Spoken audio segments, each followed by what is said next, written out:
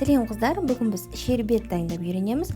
Ол үшін бізге 200 мл қаймақ, 400 грамм қант, қуырылған арахис, 100 грамм сары май қажет. Және мен өріктің дәндерін қолданамын. Алдымен қаймақ пен қантты араластырамыз. Және өте баяу жанып тұрған отқа қоямыз.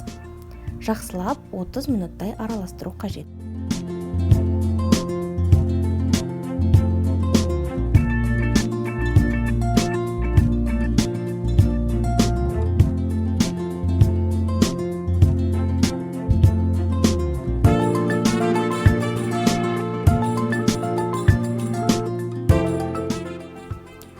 Дайын болған тексеру үшін осылай тәрелкеге тамызып алыңыз және де қолыңызбен дөңгелетіп көріңіз.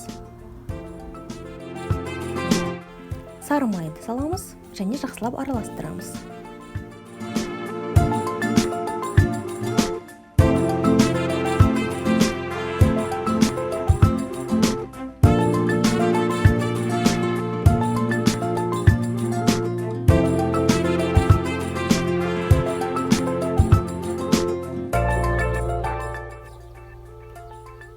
Қуырылған арахис және өріктің дәндерін қосамын.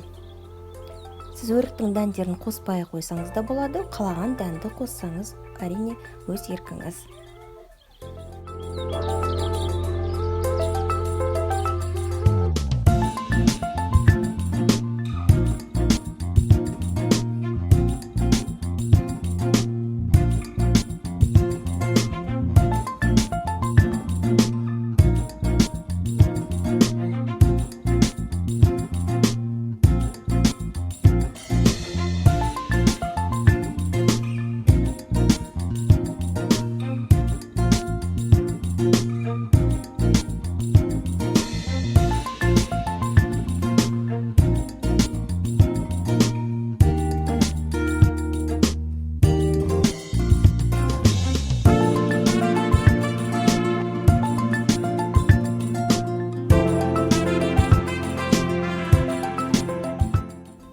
Екі 4 сағатқа қойып қоямыз, толығымен де суып қатқанша.